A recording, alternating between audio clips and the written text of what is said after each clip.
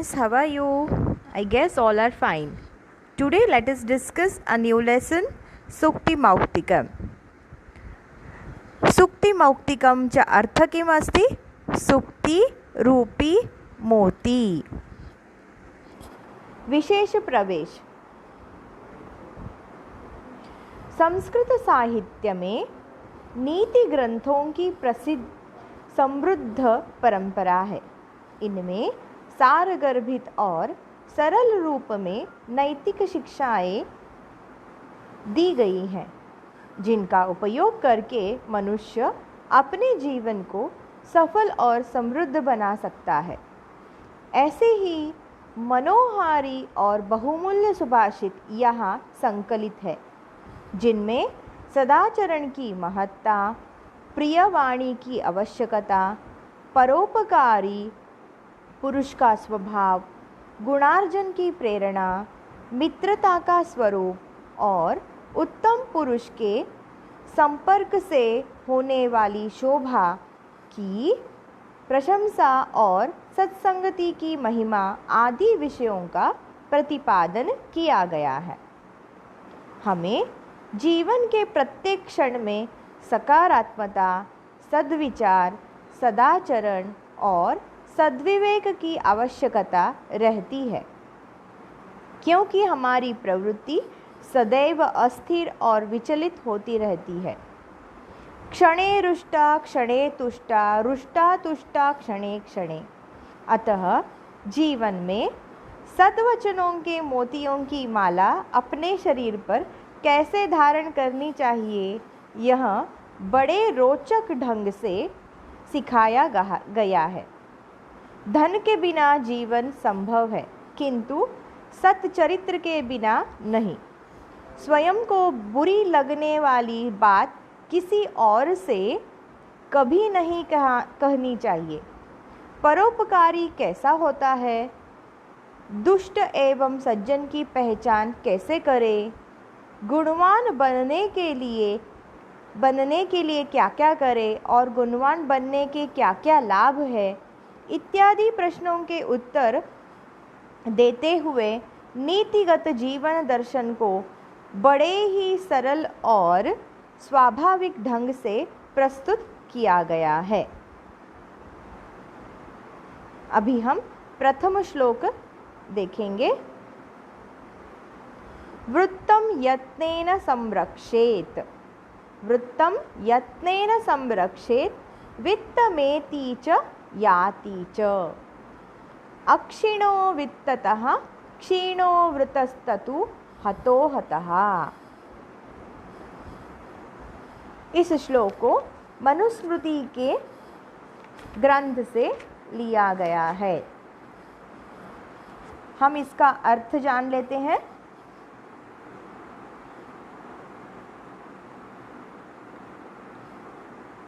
मनुस्मृति से संकलित इस श्लोक में आचार्य मनु सदाचार की महत्ता का प्रतिपादन करते हुए हमें सदाचारी बनने की प्रेरणा दे रहे हैं. कवि के कहने का भाव यह है कि हमारे जीवन में सदाचार का बहुत महत्व है. अच्छे आचरण से ही मनुष्य का संसार में सम्मान होता है. धन के होने या ना होने से कोई अंतर नहीं पड़ता. यह तो आता जाता रहता है. अतः हमें हर स्थिति में अपने आचरण की प्रयत्नपूर्वक रक्षा करनी चाहिए. अधुना वयं सर्वे अन्वयं पश्यामः. वृत्तं यत्नेन संरक्षेत, वित्तम् एति याति च. अस्य अर्थं किम् अस्ति? धन के होने या ना होने से कोई अंतर नहीं पड़ता.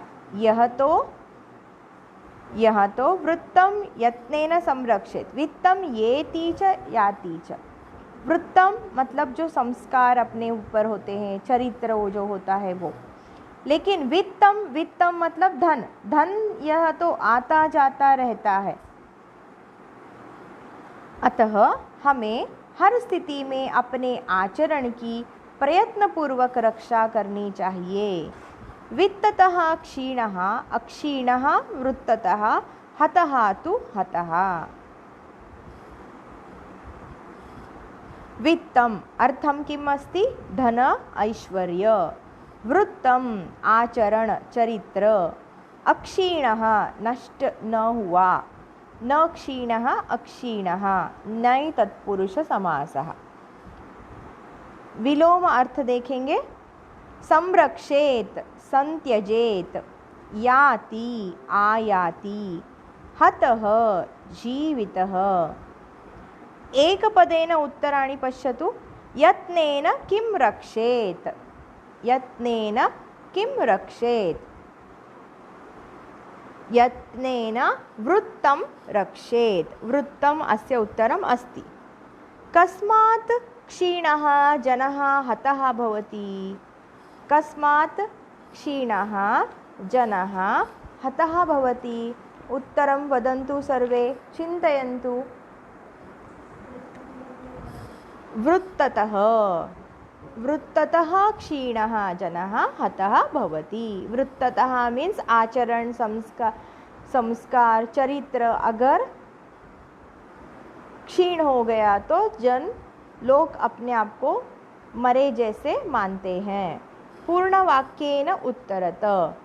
यत्नेन किं रक्षेत, यत्नेन किं रक्षेत। वृत्तं यत्नेन रक्षेत, यतोहि वृत्तेन हीनः जनः मृतः इव सम्मानशून्यः भवति। मृतः जनः मृतः इव भवति अर्थं किम् अस्ति? सम्मानशून्यः भवति। आचरणः नास्ति चेत् सः सम्मानशून्यः भवति। वित्तम् एति च याति च, अस्य किं तात्पर्यम् अस्ति? वित्तम् एति याति च, अस्य तात्पर्यम् अस्ति यदि धनं नश्यति तत्तु पुनरपि अर्जयितुं शक्यते, किन्तु वृत्तं यदि दूषितम् अभवत् तर्हि तस्य मार्जनं कर्तुं नैव शक्यते। पश्यन्तु सर्वे अधुना। आचरणम् इत्यर्थे किं पदमत्र गद्यांशे प्रयुक्तम्? आचरणम् इत्यर्थे किं पदमत्र गद्यांशे प्रयुक्तम्? आचरण, पश्यन्तु सर्वे, आचरण इत्युक्ते आचरण वृत्तम्। उत्तरं किम् अस्ति? वृत्तमस्ति। वित्ततः क्षीणः अक्षीणः, वृत्ततः हतः तु हतः। अत्र इत्यत्र अव्ययपदं किम् अस्ति? अव्ययपदं तु अस्ति। वित्ततः अत्र का विभक्तिः? वित्ततः अत्र पंचमी विभक्तिः। संरक्षेत इति पदे कः उपसर्गः? संरक्षे इति पदे सम् उपसर्गः। स म व्यञ्जन अस्ति, तत् एव उपसर्ग अस्ति। वित्तमेति च याति च इति वाक्ये वित्तमिति पदं कीदृशम्? वित्तमिति पदं कर्तृपदं वा कर्मपदं वा क्रियापदम् अस्ति? अत्र वित्तं कर्तृपदम् अस्ति। अधुना सर्वे एतत् श्लोकं लिखन्तु। तदनन्तरम् अहं द्वितीयश्लोकं पाठयामि।